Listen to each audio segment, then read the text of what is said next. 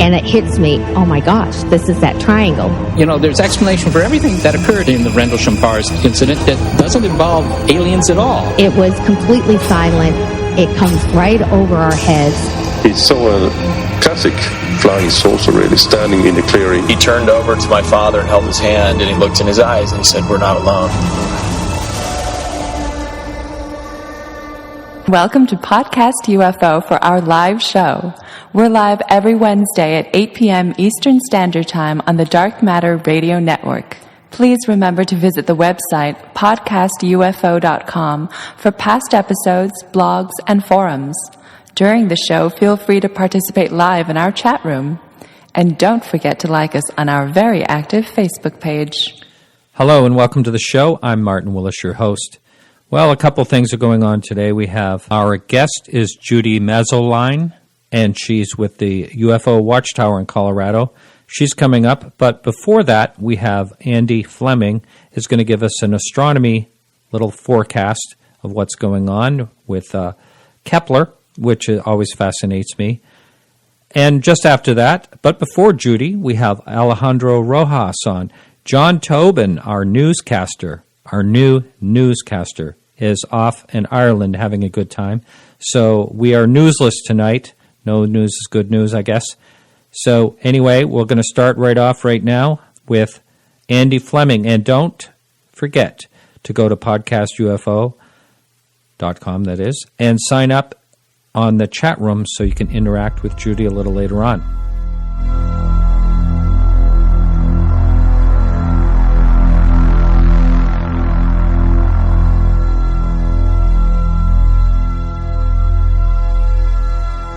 And hi, Martin and listeners to Podcast UFO, to this week's astronomy segment. And it's an interesting one. NASA's Kepler mission announced last Wednesday that 715 new planets have been discovered in multiple planet systems, much like our own solar system. Most of them are smaller than Neptune, which is almost 4 times the size of the Earth. The discovery marks a significant increase in the number of known small-sized planets more akin to the Earth. John Grunsfeld, Associate Administrator for NASA's Science Mission Directorate, said that these new planets and solar systems look somewhat like our own and portend to a great future when we have the James Webb Space Telescope in space to characterize the new worlds.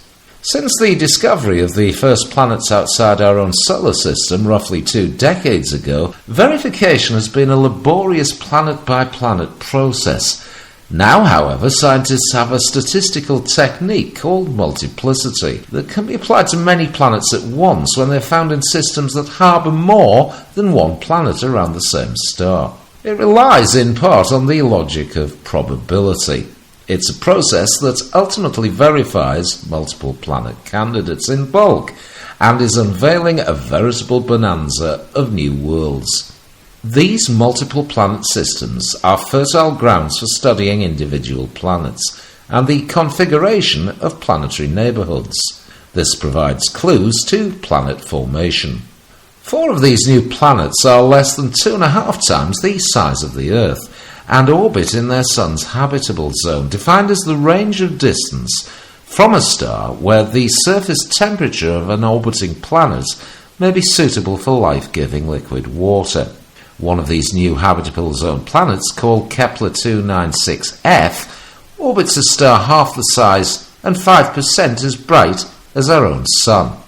Kepler 296f is twice the size of the Earth, but scientists do not know whether the planet is a gaseous world with a thick hydrogen-helium envelope or is a water world surrounded by a deep ocean. From this study, we learn planets in these multi-systems are small and their orbits are flat and circular, resembling pancakes. Not your classical view of an atom, said Jason Rowe, research scientist at the SETI Institute in Mountain View, California, and co-leader of the research. The more we explore, the more we find familiar traces of ourselves amongst the stars, and that reminds us of home. This latest discovery brings the confirmed count of planets outside our solar system to nearly 1,700. As we continue to reach toward the stars, each discovery brings us one step closer to a more accurate understanding of our place in space. Launched in March 2009, Kepler is the first NASA mission to find potentially habitable Earth-sized planets. Discoveries include more than 3,600 planet candidates, of which 961 have been verified as bona fide worlds. For more information about the Kepler Space Telescope, why not visit www.nasa.gov/Kepler. Thanks a lot, Andy. And that is Andy Fleming from the UK. Always good to hear from him. And now we have Alejandro Rojas coming up. How you doing, Alejandro? Doing great. How are you? Good. Thanks for coming on the show. It's always a pleasure having you. Yes, it's always fun being on. And I want to talk to you. You had a crazy week, real busy week a few weeks ago, the International UFO Congress. And let's just give a recap what happened there. Yeah, we sure did. It is always crazy, and it zips by so quick, which is kind of unfortunate because you have a lot of friends from out of town you don't get to see often, and you don't get to spend as much time as you would like with them when you're putting these things on. But yeah, so we had several days of speakers, over 20 speakers, ranging from NASA scientists to a Bigfoot hunter. So, we have a wide range of the very conservative, even mainstream to the fringe. I had mentioned earlier that I really enjoyed listening to Bennett. What did you think of him? Oh, Bennett's incredible. Bennett's awesome. I'm a big fan. We're big fans here at Open Minds. He's, of course, mainstream, talking about the mainstream search, but he also speculates and has ideas about what, extraterrestrial civilizations may be like, and they're very, I think, interesting ideas. So I think he's great. I really like Jeffrey Bennett. And he's impressive. He's a senior visiting scientist at NASA. He was written a book with Seth Shostak, and he informed us at the Congress that his children's books about space have gone to the International Space Station, and the astronauts are reading about him there. Well, how about that? Yeah. Now let's talk about the awards. You always have awards there. What happened with those? We do Researcher of the Year, then we also do a Lifetime, and then we have our EBE Film Festival. So it's a film festival usually for documentaries about UFOs, but sometimes we also have some narratives or fiction pieces. But the award went to Stephen Bassett for Researcher of the Year, and I think that's an easy one because the citizens' hearing, no matter even though some of us have ideas of how it could have been done better, a lot of people complain about different aspects of it. There's no doubt it was very effective as far as getting the word out, letting people know about some very credible cases and people that are interested in this. And it was very convincing to many of the people, the former congressmen who they presented to. So that was a monumental effort. Mm-hmm. Yeah. I agree with that. Like you said, I got a lot of email people saying, "Oh, they shouldn't have done this, shouldn't have done that," and you can always look back and hindsight. But overall, you're right. The message got out there a lot better than it was before that. Mm-hmm. So the Lifetime Achievement Award went to Bruce Maccabee, who was a Navy.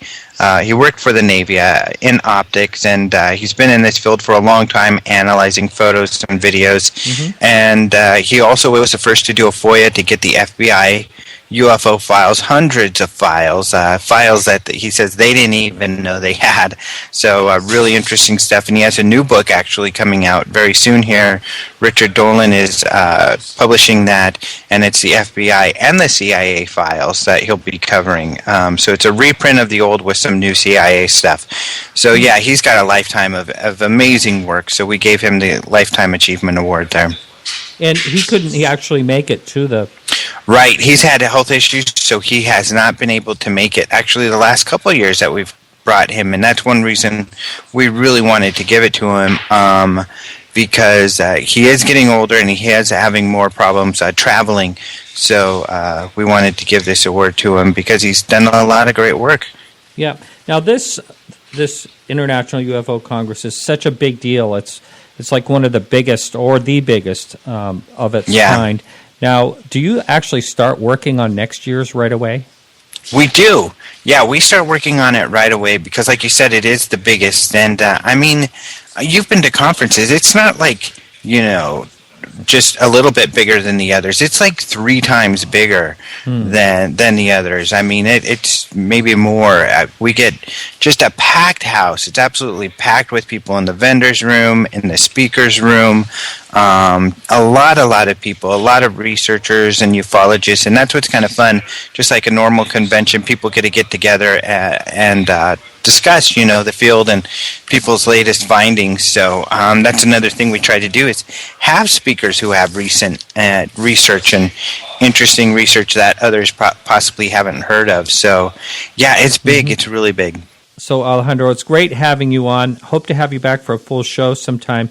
Can you tell the listener where to find all this information about, well, hey, let's say 2015 and what happened? Do you have any press on the last one? Oh, yeah, we've got tons of press on the last one. You can find that at our Facebook. Even if you go to Facebook and look for Alejandro Rojas, you'll see it. But openminds.tv is where you can go for all of our stories, for follow-up stories. For instance, Richard Hoover, who is a NASA scientist who says we have evidence for extraterrestrial life, he's been making a lot of news. But you can go to openminds.tv to read more about all of that. That's great. Okay, always a pleasure. Thank you very much. Yep, thank you. So, John Tobin, if you're listening, you missed Richard Hoover, the news. Jeez, I don't know. Hope you're having fun in Ireland. Hey, so our guest coming up is Judy Messoline in the UFO Watchtower. And we're going to talk all about that. And it's right after the music break. Hang in there. Don't go anywhere. And remember, sign in at the chat room if you want to interact at podcastufo.com. Stay with us.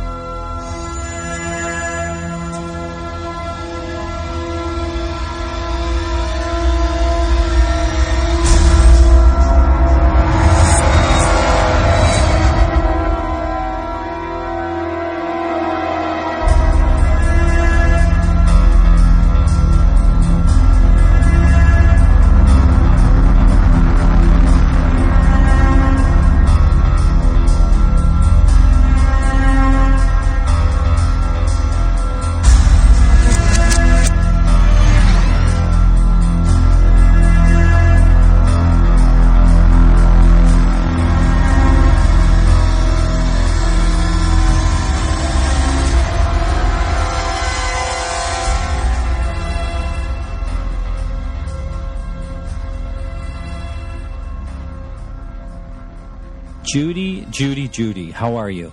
Hey, I'm good. How are you?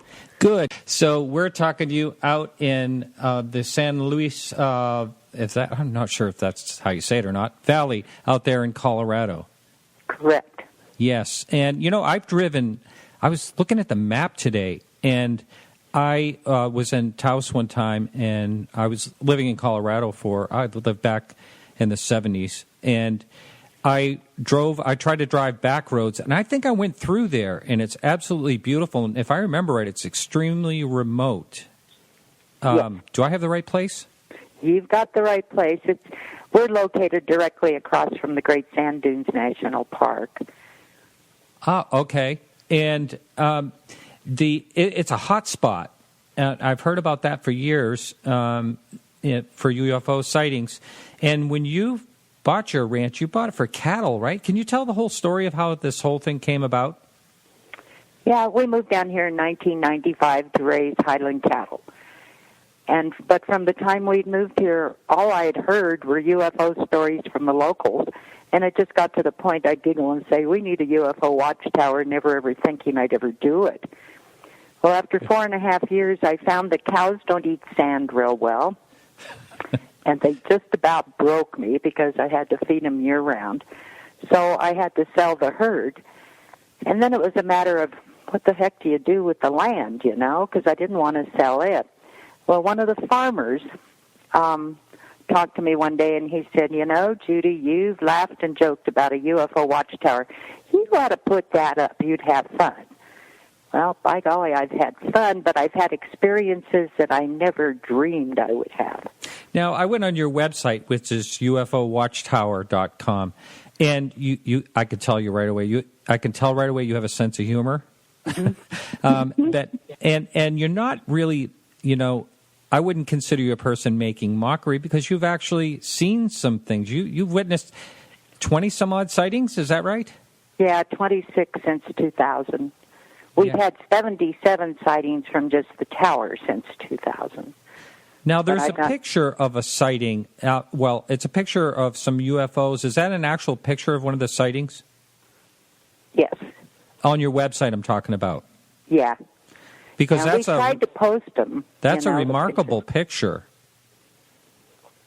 With the lights on two crafts. Really, really something. Yeah.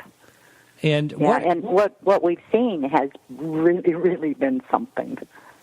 Now, what type of sightings do you see? Is it mostly lights in the sky, or is it actually objects? We've seen just mostly lights. Mm-hmm. The one object, it was like 11 o'clock at night. We had over a dozen people there, but I called it a cigar-shaped, and it moved from the north to the south really fast. It was, maybe half a mile away, but it was just huge. Wow. And I always like it when we have sightings and we have multiple eyes watching, you know. Sure. Yeah, and especially if you get it on video or, you know, someone takes a picture of it too, that makes it even more solid. Have you had any, like, real serious investigators there? Oh, yeah.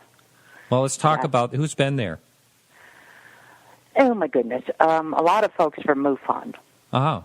Mm-hmm. And Alejandro, you talked to him, he's been here a number of times. In fact, he saw his first UFO here at our place.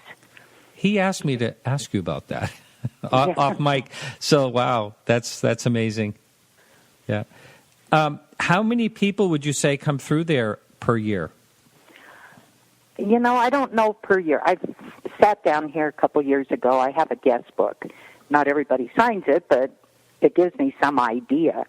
And I sat down and counted the names in the guest book here a couple years ago, and there was about 20,000 who have been through. Wow.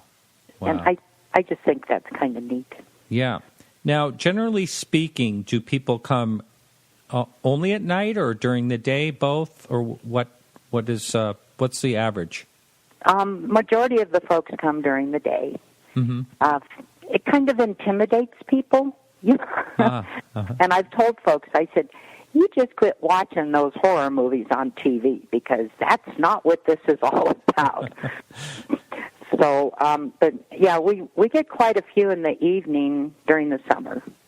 Mm-hmm. But it's bitter cold here in the winter, and periodically we get a straggler in during the winter. But when it's 20 below zero, nobody wants to sit out, you know? Yeah, that wouldn't be fun. And this is, if someone goes on podcastufo.com, if you go to the chat room, you can ask a question for our guests tonight. But there's a picture, I believe there's a little video on podcastufo.com. And if you Google the UFO Watchtower, you'll see all kinds of pictures. And also you can get to the website there. So you constructed this what year? In 2000. In 2000, wow. Yeah. Uh-huh. And do you get ridiculed about this a little bit, or, you know, I mean, or do people take it seriously, or do you get everything in between?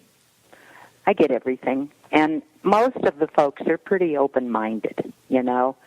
And I ask them to be open-minded when they come, because I give them a little tour when they come and tell them about the place. We have a healing garden out front, and I take them through that. And then inside the shop, I've got all kinds of pictures and articles and stuff for people to read. And all I've really asked for is when they get finished at the UFO Watchtower, at least it gave them something to think about. And right. that's all you can ask of anybody, you know. But I've gotten a kick out of a lot of people because I always, whenever they come, I always say, "Have you ever seen anything?" And most of the folks will stand there and hang their head and shake it real slow. Well, after they've talked with me for a bit, then they'll come up and they'll say, "Yeah, I did see something once." Isn't it something how a lot of people are just afraid to talk about it? That's what makes me think, when they say there are 30,000 reported sightings a year worldwide, makes me really wonder how many there really are. Because so many people just want to keep it to themselves. I mean, I've talked to a number of people that have told me about a sighting, and I asked them if they have ever reported it, and they said no. And some people have told no one before they told me. And I think that happens an awful lot. Now, were there sightings on your ranch before? I'm looking at the chat room. There was a couple of questions. Someone wants to know how high it is, and I was wondering, it must have been quite an undertaking as far as a cost for that. Did you have to spend all the money you sold your cattle for to get that thing up? Yeah, I had a business that I was trying to sell in Denver, and so the proceeds from that business helped me to build this. But it's just been phenomenal, the reactions that I've gotten. Some people, there's a lot of folks that giggle about it when they come in. But like I said, when they leave, by the time they leave, they're not giggling anymore. They're thinking. Yeah. Now, someone wants to know how tall the tower is. It's not a real tall tower. It's more or less an observation area, isn't it? Right. See, we're at 7,600 feet here to begin with. Oh, so we put the tower up at 10 foot high, and it gets you up off the lay of the land. But, gosh, how much higher do you have to go, Yeah, absolutely. And I know I'm thinking about a year ago I saw a documentary. I don't know when it was made, but it was on the valley there and all the sightings that happened there. And why do you suppose that is? It's such a hot spot. Are there any theories about that? There's all kinds of ideas. Some say that in Mount Blanket, the big mountain over here, that there's an ET base in that. And it wouldn't surprise me if there wasn't, because, I get reports all the time of people seeing things flying around over there. Some say it's the spirituality of the valley. The Native Americans considered the valley floor sacred, so they would not fight on the valley floor. They would go on the mountains and fight. Really? Yeah. Isn't that interesting? I think so, too. And then others say that it's the vastness of the valley, because the valley is like 75 miles wide and 100 miles long, but we don't have a lot of people who live here, maybe 45,000. So you have no light pollution for one? Hardly any, yeah. And from our place, I own all the land around it, so I can pretty much control the light pollution. And that's why I have the land. I'm not going to, people want to buy it, and So, but I was reading a magazine from Great Britain, and in there it said that the majority of their sightings was where there were hot water wells. Well, see, this valley is full of hot water wells. And that makes sense to me more so than the other things. Yeah. I always try to find something that makes a little bit of sense, and that kind of made sense to me. A lot of times there's speculation of what these things are, and there's never been an answer. And who knows if in our lifetime there will be an answer. A lot of people that come there, do they think they're actually seeing aliens, or, do they talk about that? Well, a lot of people think I should have them sitting there waiting to greet them, But, we talk about it a lot over there. I was reading a book from Gene Dixon wrote, and it was on the mysteries and secrets of the world. And in there she talked about extraterrestrials, and she says that they are already walking amongst us and that they look just like us. That wouldn't surprise me either, Yeah, I've talked to someone years ago that, had the theory of that, we're seated, type of thing. And, I don't know, the more you try to uncover, it just seems like the less you know about what's going on. Some people would say that they think there might be interdimensional or time travelers. You hear all different kinds of theories about what they could possibly be. And it's all interesting. And, if you're keeping an open mind, it's really fascinating to look at each aspect of possibilities. And they could all be right, Who knows? That's right. Has anyone ever seen anything land out in the valley that you're aware Yes. of? Really? Yes. Down by Villa Grove, shortly after I opened, I had a lot of people come in and tell me that they had seen one from the highway that had landed. And I said, well, did you go look? Oh, my good God, no. We put the pedal to the metal, scared us to death. So, and then another one was down here by Antonito. And I had a lady in who had told me that she and her sister witnessed one land down there. But again, they wouldn't go near it. See, now I'm stupid enough, I'd go.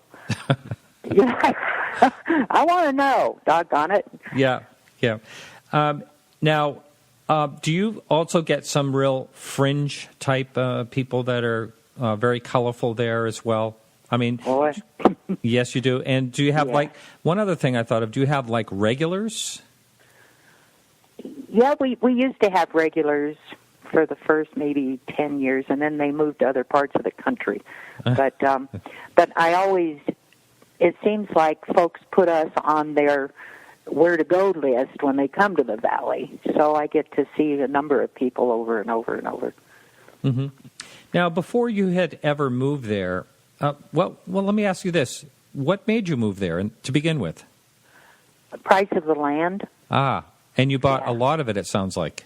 I did. I have 600 acres. Oh, my goodness. Wow. That's that's more than a mile, isn't it? Or is it a mile? 640 is 1 square mile. And see, I really messed up because my son got out of the Navy and wanted to live here. So I gave him 40 acres. Well, so you missed your mile. So I missed it. I had it once. Wow, that's amazing. And so you bought it because the land was a really good buy. But like I said, I drove through there, and I remember it up in that part of northern Mexico into Colorado, feeling, I don't know, it was, I can't really describe the feeling, but I remember I was having trouble with my car, and I felt kind of isolated and nervous. I guess if you really want to be alone, that is a good place to go. It definitely is. And so that must, the people that live there must be real hardy, like yourself, to be able to survive in sort of an isolated area. Yeah, and, you have to like being alone. Now, it drove the grandkids nuts because we didn't have a mall here. Our mall was Kmart or Walmart. And so they wanted to go to a real mall, which we don't have. Yeah, it's probably 100 miles away or something, right? Yep. Yeah. Yeah. So can you talk about, has people like Stan Friedman ever been there or someone like that? Any people of note that you can talk about that has shown up there? Besides Stan Alejandro? Friedman hasn't. Stephen Greer has. Yeah. And see, he holds these workshops every summer up in Crestone. And so it's funny how the people who go to those workshops will come over to the tower to practice. So I get a kick out of him. But yeah, he's been there a number of times. Yeah, that makes sense. Yeah, there's a little bit of controversy about those whole things with Greer. I'm not going to get into it on this podcast, but I do want to say one thing. We did bring this up before, that he actually charged people for taking a picture of themselves inside of an invisible UFO. Have you ever seen any of those shenanigans? No. Interesting to say the least. So, as far as your tower there, what do you plan for the future of the place? Do you just do you plan to always hang on to it and maintain it and keep it open? That's my plan at this point until I get too old to do it. Mm-hmm. Mm-hmm. And I've been discussing with the family about what happens when your mother dies. What are you going to do with the UFO Watchtower? Because it's something that I feel should stay. It should be here. Right. So I've got all of them thinking on it, but I guess my daughter-in-law is the one who stepped up to the plate and said she'd like to run it herself. So really? That may be an option, yeah. Well, I wouldn't think it would be a huge cash cow, but it would still be interesting. Let's see. I do have a question on the message board here, and Lee, how you doing? He wants to know if you can recount the strangest incident that you've ever had. I had come over to the house one day, and some of my locals were over at the shop, and they were watching it for a minute so I could come do something over here. And I went back over, and the gal comes running out, and she says, "You've got to get in here quick." And I said, "What's the matter?" And she said, "Well, there's these people in here, and they're saying that they're part alien." Huh? And I said, "Well, they could be, So I went in, and by golly, they very well could have been. They were from Canada. There were 3 of them. And there was one that was super, super tall, light-skinned, blonde hair. And then another... the tall ones, so whatever they call them, the tall blondes. Wow. Yeah, and then, and they call them Nordics, I think. Yeah. Right? But anyway, and then the other 2 were quite a bit shorter. And nice folks, But they had come to see what was going on here. And as it ended up, geez, I think I spent like 3 hours with them. Huh. And it was nothing that, nothing that was to be afraid of. I mean... Did they actually tell you that they were aliens? Part alien? They did. And I've had others in that have said the thing. I think so far I've had about 11 or 12 in that have told me that they were part alien. Well, so. That's really something. Now, has anyone ever talked about abductions in that area? I get lots of abduction stories. And, in fact, I've had a couple of the campers who have said that they thought that they had an experience while they were here. Oh, you actually have a campground right there? Yeah. Oh, wow. Let's see, how far, this is from Andy, how far is the ranch from Area 51 and S4? And has anyone... Oh, it's a long ways. Yeah, you're in Colorado. That is quite a ways. And the person who asked is over in the UK, so I can understand the question. Now, has anyone ever spotted any the big black triangles they always talk about? Yeah, it was a year ago last December, and I got a phone call, and this guy, he says, "Judy, have you been watching that triangle up by the moon?" He says, "It's been there like 3 nights." He said, "You need to get out your binoculars and go look." So after it got dark, I went out. Didn't need binoculars. I mean, it was so big. Really? Yeah, it was just huge. And you could see it with the naked eye. And it was there another couple nights, and then it just vanished. Wow, isn't that something? Yes, we actually have a amateur astronomer who helps us out, and he's talked earlier. You probably heard him. And he's on our chat room right now, and he was out with his telescope and spotted a big triangle, and that kind of changed everything for him. It usually does. Yeah. Now, you mentioned earlier that a lot of times it gets 20 below there in the winter, and it's been out here in New England. It's been a terrible winter, but but I always think of the winter months as being crystal clear skies. And they are. Mm-hmm. So, do you still go out yourself and check things out when it's not too cold? I try to, yeah, but I'm at the point in my life that I'm older now and I get cold. Yeah. So we had a group. 26 sightings. I mean, that's enough. That's, you can see them, but each time you see a sighting, even after as many as I've gotten to see, it's still exciting. Oh, I'm absolutely sure. Now, because the whole valley is so active, are there any other active hotspots in the valley, or is it mostly what you can see right out your door? No, it's all over the valley. I see. Mm-hmm. So, and I depend upon the locals to call me if they've seen something, and a lot of them do. They'll call and say, "You just won't believe what I saw tonight," Or there's been a lot of daytime sightings too. There has, yeah. Mm-hmm. And during the day, are they actually seeing objects? Because I know you mentioned lights mostly. Yeah, yeah, they're seeing objects, and I had a fella. He came down, nicest guy.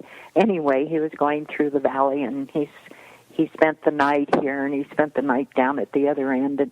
But it was February 10th, so that was just here a couple weeks ago, and he was driving the 28 miles towards the tower, and he saw something. It was about 6 o'clock, and he saw these lights. He was talking on his phone, and he saw these lights, and he started snapping pictures.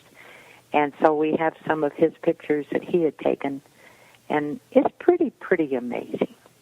Now, besides the pictures in your little shop there, do you sell little trinkets and gifts to memorabilia for people that stop in there? Yeah, we got to pay the taxes somehow. So I charge a little admission fee, and sell little trinkets just to pay my taxes. That's about it, too. I see. Now, can you recall someone that this happens in any type of location, where someone will come and they just won't go away? Do you ever have that happen where people are there for like hours and hours and hours? Yep. All part of dealing with it. That's it, and we have some that come back year after year, and it's the same thing, So, someone on the message board wonders if you'd ever entertain doing a podcast group at your place, or have you ever done anything like that? No, and I'd love to do it. I think that would be fun. Yeah. But we have a conference every year, and this year it'll be the 26th and 27th of July.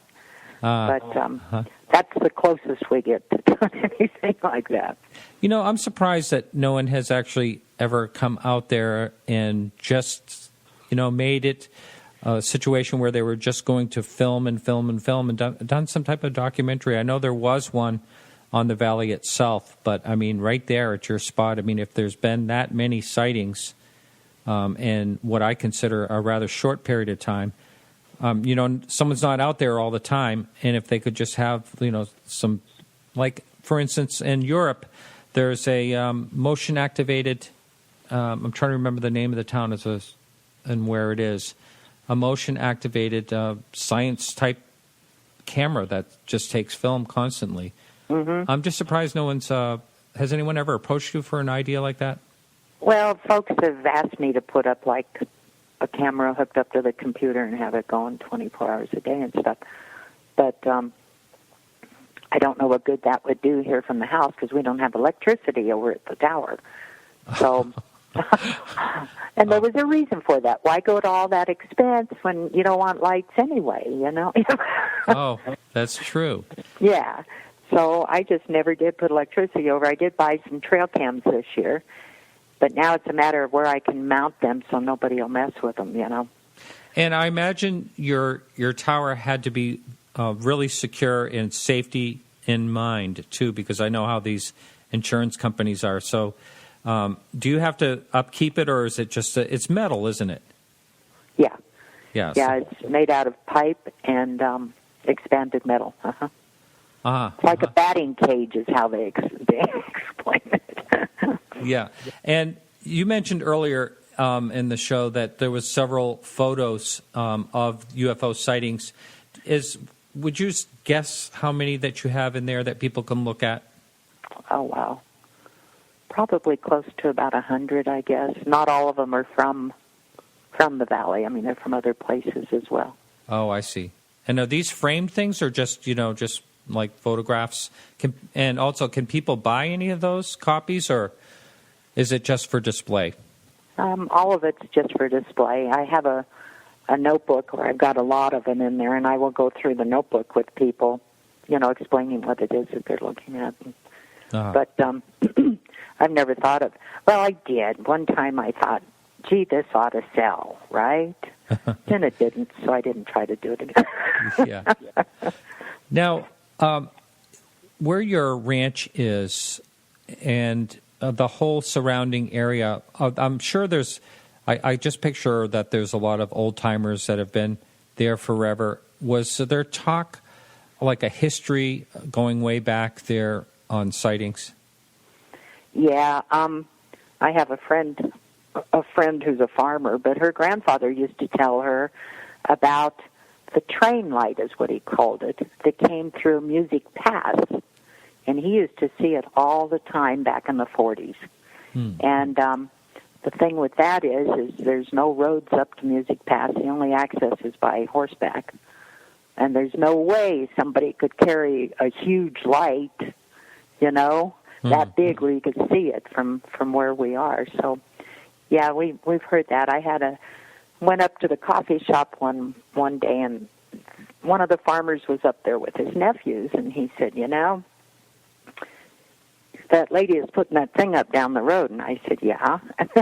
And he said, well, I saw something once and never did tell the family about it. But he described it as he was out changing irrigation tubes at 4 o'clock in the morning, and this bright light appeared, and all the irrigation water turned blood red. Oh, really? And then the light went away and everything was back to normal. But, that's bizarre. And then I've had farmers tell me how they're driving down one of the back roads, and all of a sudden there was a saucer-shaped object next to them, just keeping right up with them going down the road. Wow. And do you know of like the earliest known sighting in the sightings in the area? I think it was the 1700s. Was it the Spanish? Yes, and they documented what they had seen. But I don't have any more detail than that. I don't know what it was that they said that they saw, but from what I understand, it was the 1700s. Now, one thing that I just thought of, has there ever been any time when you had your cattle there, where they were reacting or acting strange or anything like that? No, but we rented some land west of us to bring the cows down and put on it before we got our fences up. And the farmer gave me a call, and he said, well, Judy, he says, hope your pen's ready because I want to put my cows on there. And this was in August. And he says, you need to move them. And I said, oh, okay. So we got everything in order, and we moved the cows. Well, in October, they had a cattle mutilation on the same property. Really? Because we just had that come up on the message board. So were there other mutilations there as well? They have estimated 10 to 15,000 mutilations in this valley in northern New Mexico since the 60s. Oh, my God. And they're still going on. I mean, it's nothing that has stopped. Do I think it's extraterrestrial? No, I don't. So I said if it was, you'd have heard a lot about them long before the 60s. Wow. But I'm not an expert on it. Again, I try to reason things out in my own mind. Right. I have that's something I would actually like to do a show on if I can at some point, to talk to someone about the mutilations, because there's all types of explanations that people think they can have, but when it comes to some really bizarre ones where there's no tracks around, there's no sign of any blood, there's just another puzzle. Mm-hmm. And the one I got to go see, I think it was in 2004. But anyway. Oh, you actually saw it yourself? Yeah, the rancher, his wife called me and said, we've had a mutilation. Did you want to come see? And I said, yeah. Off I go. But the rancher said that the day before they found the cow, that there was all kinds of military aircraft flying around the ranch. Wow. And then the next morning, they found this mutilated cow. And it was really strange because she had a baby, and that baby would not go near her. And see, that's unusual. I mean, whether a mama's dead or alive, the calf always stays right with mama. And that baby would not go near her. And so while we were there, about 20 cows made a big circle around her. And one by one, they would step forward and jump back, step forward and jump back. It was just bizarre. Their behavior was crazy. But anyway, yeah, I got to see one, and that was kind of exciting. So you said you didn't think they were extraterrestrial. What do you, if you had to guess, what would you guess? I would guess that it's military, and I'm probably going to get in trouble for saying this. You can say anything you want. And there was a question that just came up on the board was, has there been any government, are you aware of, in the area, or military? And you're kind of answering that. Just go ahead and, if you would, explain why you think that. Besides, you said there were military craft or helicopters or something.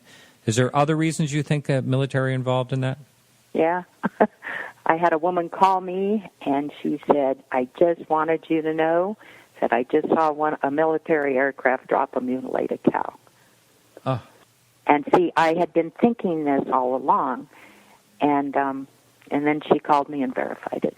Now, why would the military do that? That's the question that comes to mind for me. Like, what purpose would the military have for mutilating a cow? Well, I think that they are doing spot checks for radiation. And see, the one that I got to go see, she was near an old radioactive waste dump. You have to look at the parts of an animal that would hold the radiation. Those are the parts that were missing on her. And it was like the skin was all burned along the side of her face. The pituitary gland, the thyroid gland, the tongue, and part of the brain were gone. Well, when an animal is grazing, what parts of that body would hold radiation or radioactive material? So, and anyway, I said you get a lot of time to think out here in the boonies, you know? And I come up with my own ideas on stuff. Well, that kind of just reminds me of one thing I heard about, when I read the book, The Skinwalker Ranch, and how this cow was just dropped head first into a hole, and it was mutilated, and they had no idea. It was like it was picked up by something and dropped into a hole. Mm-hmm. So when you said that this helicopter picked it up and dropped it, why would they pick it up and drop it? I mean... Well, I think they picked it up, did their testing, and then put it back close to where they had gotten it from. And see, a lot of times all four legs on the animal are broke. So how would the legs get broke? I see. And let's see, there's a question on the board, and it says, don't you think the military would just raise their own cows to check out? But you're talking about these cows are out in areas where they possibly had testing or something at one time? Yeah, and see, after owning animals myself, if somebody wanted one of the animals, and this is something that people have thrown at me, is, well, the military or the government isn't going to want anybody to know what they're doing. So that's why they won't go buy the animal. And I say that's taking food out of that farmer's mouth. It really is. But if somebody would have walked up to my front door and said, here's $1,000, I want that cow, and I'd say, let me help you load it. I wouldn't have questioned who they were or anything else. So, yeah, I don't get it. But I've had other talk show hosts say to me, well, don't you think the government doesn't want the American public to panic? Well, I'm going to panic not knowing. I don't see why there would be any idea like that. But who knows? Has any of you, this is another question on the board, has any of your cattle ever gone missing when you had them? No. Nope. So this was all post when your cattle were gone and you had your tower up? Yeah, and, well, yeah, pretty much so. See, we have all of our animals, we had them all right here in front of the house. So I think that makes a difference when you have them close to home. Yeah, I guess it would be a little more difficult for someone to come in there. But another thing that kind of gets me, if these, say, your thoughts about the military, if they would come in a helicopter, I would think that it would just cause so much of a ruckus that, I mean, is it that remote that they can actually do that? Yeah, it is. Wow. And maybe it's not a helicopter. Maybe it's another kind of aircraft. But the black helicopters fly over here in pairs periodically. They'll fly over my tower, circle around, and fly back. They are not that loud. Huh. And here a couple years ago, I had 2 F-16s that flew over, and that surprised me because you would think it would just blow your eardrums, But they were so low, if somebody had been up on that tower, they could have touched them. Wow. We had someone on the message board that actually made a pretty good point, and that is you would think that they would just take the cow away and not bring it back. Yeah, you would think. So why would you think they would bring it back? I mean, that is a good question. I don't know. Yeah. Maybe they don't have a place to dispose of it. That could be. Well, yeah, but also, to me, it would just seem like it would just cause more questions. Or they maybe would. That's the whole idea. It's possible. And, maybe they can just, the average comment to cattle mutilations is, predators. And maybe that's what they're just hoping that people just think. Yeah, I had a fella come into this shop. He was one of the local cowboys. And he looked at my mutilation picture, and he said, Magpie did that. And I said, oh, good, now they have scissors for beaks, huh? Yeah, those magpie, I remember them out there. They are pretty vicious birds. Yeah, but when the skin is not torn, and any time a bird has to get the skin off or whatever, I mean, they'll start tugging at it. It's going to tear. And the skin was not torn on this cow. It was like somebody used a laser or something and just burned the whole thing around. Okay, now I know I'm getting way off topic here, but when you first moved there, and did you brought all the cattle with you, or you bought cattle? What was your intentions? The intention was to raise highland cattle. And so Stan and I started a little herd when I lived in Golden, and then we kept buying more and more and more, and they kept reproducing. So by the time I sold them, we had about 70 head. Oh, I see. Uh-huh. Yeah. Uh-huh. Okay, well, we got about 5 minutes left or something like that. I'm going to take a look at the message board and see if we have any questions. And I would like for you to tell the listeners basically how they can find you, and if they're on a trip across country, just go ahead and explain. First of all, your website is? It's UFOWatchtower.com. And we're located in the San Luis Valley, which is southwestern Colorado. We're 22 and a half miles north of Alamosa. We're 200 miles south of Denver, if that helps any. Yep. Mm-hmm. And we're located right on Highway 17. And you can get on 17 through 160 there in Alamosa. Mm-hmm. But it's not difficult to find. And if you're, like I mentioned earlier when I was coming up from the Taos area in New Mexico, is there a route that actually goes toward your place from there? Yeah, if you get over to 285, you'll take 285 north to 160, go east on 160 to Highway 17. I see. Uh-huh. And another question on the board, Eric wants to know, do people actually come there with their own telescopes too? Oh, yeah.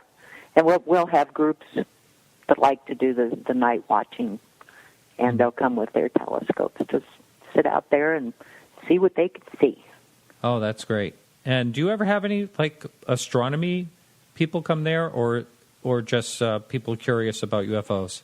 No, we've had the astronomy people come. I had a professor who taught astronomy from back east. He used to come here all the time.